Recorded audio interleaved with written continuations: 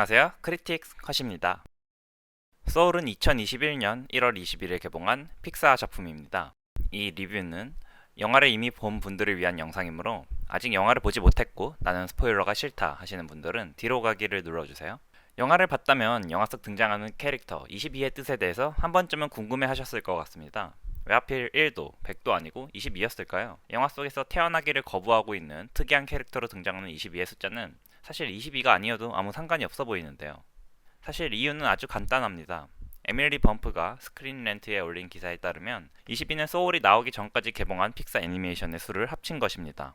픽사의 첫 번째 영화인 토이스토리 이후 소울 직전의 영화죠. 온워드 단 하루의 기적까지 모두 22편의 영화가 개봉했고 소울이 픽사의 23번째 개봉 영화입니다. Dr. Borgenson will be matched with soul number 22. 22 has been at the U Seminar for quite some time and has had such notable mentors as Gandhi, Abraham Lincoln, and Mother Teresa. I made her cry. Ignore that. 그런데 여러분이 눈치채셨는지 모르겠지만 22번 바로 직전에 호명된 숫자가 1082억 1012만 1415번입니다. 이 숫자의 의미는 또 뭘까요? 대체 1082억 1012만 1493개의 영혼이 태어나기까지 얼마나 긴 시간이 지난 것일까요? 영혼에 숫자가 붙기 시작한 시점이 언제부터일까요? 그리고 대체 1번은 누구였을까요? 일명 아프리카의 루시라고 불리는 오스트랄로피테쿠스 아파렌시스였을까요? 아니면 아르디피테쿠스 라미두스였을까요? 고생 인류의 종류가 굉장히 다양한데 이 중 누구를 인류의 시조로 설정한 것인지 저는 영화를 보면서 굉장히 궁금했습니다. 사실 영화가 하도 스파크를 강조해서 처음으로 불을 사용한 시점부터 따진 건가 하는 감상을 가지기도 했죠. 그렇게 따지면 최소한 200만 년 전의 원 인류인 호모 에렉투스 시기로 거슬러 올라가야 할 겁니다. 인류가 그때부터 불을 사용했다고 하거든요. 그런데 영화관에 나와서 검색을 해보니까 이 문제는 답이 아주 간단하더라고요. 정답은 이 영화의 제작진은 현생 인류인 호모 사피엔스의 탄생 시점부터 번호를 붙이기 시작했던 것입니다. 인구 통계학 연구자들의 추정에 따르면 호모 사피엔스가 탄생한 기원전 5만 년경부터 2015년까지 태어난 사람들의 숫자가 약 1082억입니다. 이렇게 22에도 1082억에도 나름의 근거가 있었다는 것, 어떤 면에선 참 헐리우드답다는 생각이 듭니다. 그런데 이 사실을 알고 나서 영화를 다시 보면서 저는 22라는 캐릭터에 대해서 조금 더 심층적으로 파헤쳐 볼 필요가 있다는 생각이 들었습니다.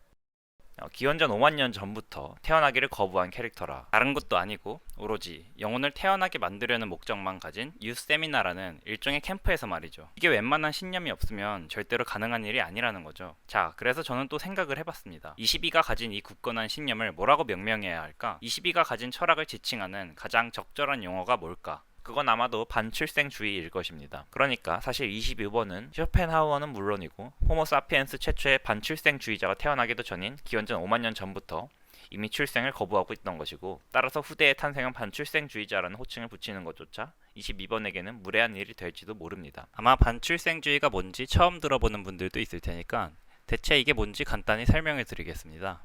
현대 철학자 중 반출생주의를 옹호하는 것으로 가장 유명한 데이비드 베너타의 책 태어나지 않는 것이 낫다. 한국에도 2019년에 번역 출간이 된 책인데요. 여기서 나오는 논점 중 가장 심플한 것을 한번 소개해 보겠습니다. 반출생주의 논증. 어떠한 누군가가 존재한다고 가정해 봅시다. 그 사람은 필히 고통, 즉 페인 혹은 기쁨, 즉 플레저의 감정을 느낄 것입니다. 그렇다면 A. 고통의 존재는 부정적이다. B. 기쁨의 존재는 긍정적이다. 여기까지는 상식적으로도 납득이 가는 논증이죠. 누구나 고통은 부정적으로 생각하고 기쁨은 긍정적으로 생각하니까요. 그런데 반출생주의 논증에서 중요한 것은 이 다음입니다. 그러나 역으로 어떠한 누군가가 존재하지 않는다고 가정해보자. 이때 A. 고통의 부재는 긍정적이다. 비록 그 감정을 느낄 수 있는 객체가 없더라도 고통 그 자체는 부정적인 것이므로.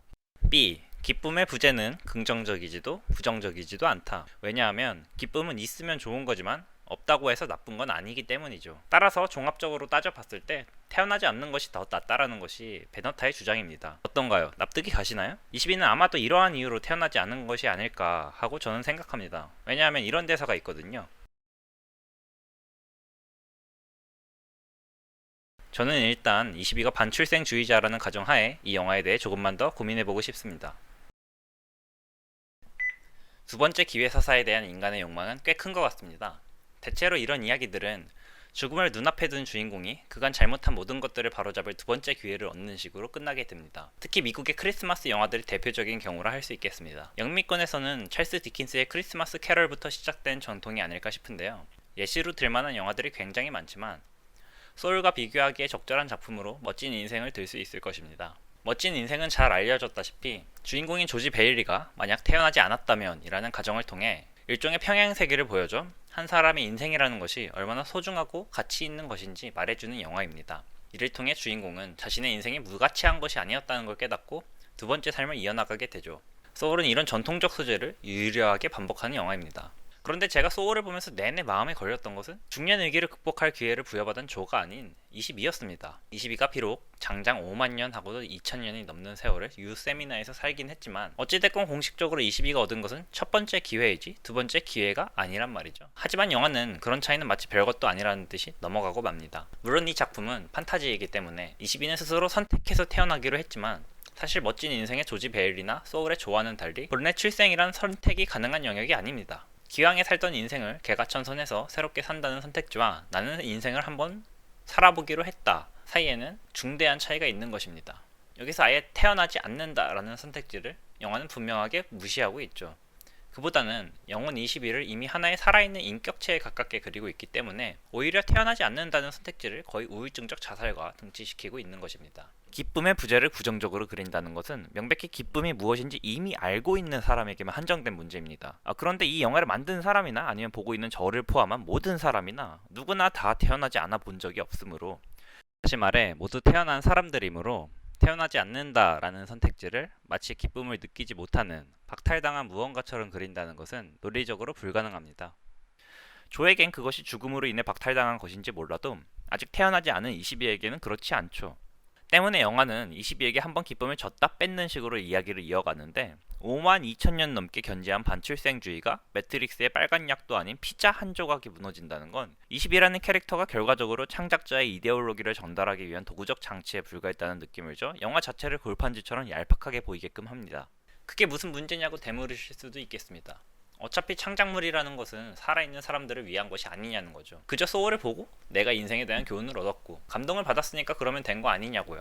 자, 그렇게 생각하신다면 한번 우리의 두 주인공의 미래에 대해 생각을 해봅시다. 이 영상의 처음을 인구 통계로 열었으니 마지막도 한번 통계로 끝내보도록 하겠습니다. 조의 미래는 비교적 명확해 보입니다.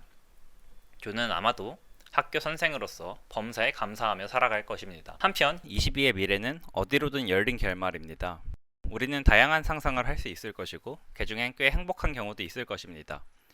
그러나 확률적으로 따져보았을 때 22는 17%의 확률로 깨끗한 물을 마시지 못할 것이고 75%의 확률로 안정적인 먹을거리와 집 없이 살아갈 것이며 14%의 확률로 문맹이 될 것이고 20%의 확률로 영양실조에 걸릴 것이며 1%의 확률로 아사할 것입니다. 당연한 말이지만 평생 피자라는 것을 구경도 하지 못할 확률도 결코 낮다고는 할 수 없습니다. 물론 이 모든 불행의 가능성에도 불구하고 22가 결국 아름다운 이 세상 소풍 끝내는 날 가서 아름다웠다고 말하며 삶을 끝마칠 수는 있겠지만, 그리고 저 또한 22가 그러기를 바라마지 않지만 100%의 확률로 이 모든 가능성을 피해갈 수 있었다는 사실 또한 명백합니다. 둘 중 어떤 선택이 더 나은 것인지 저는 잘 모르겠지만 영화는 자신이 그 정답을 알고 있다고 주장하는 것 같습니다. 이것은 모두 관객들을 위한 주장이겠지만 피자를 먹기 전에 22로서는 받아들이기 힘든 주장이 아닐까요? 저는 태어나는 것이 더 낫다라고 자신있게 말씀드리지 못하겠습니다. 왜냐하면 태어나지 않아 본 적이 없으니까요. 저는 모든 정직한 창작자들 또한 자신이 논리적으로 확신할 수 없는 일에 대해서는 확신해서는 안 된다고 믿습니다. 여기까지 영화를 보는 다른 시선 크리틱스 컷의 이병현이었습니다. 천양의 시인이 말했듯이 죽음만이 자유의지라고 말한 쇼펜하우어, 정작 그는 여든이 넘도록 천수를 누렸다고 합니다. 아마 피자를 먹어본 모양이죠.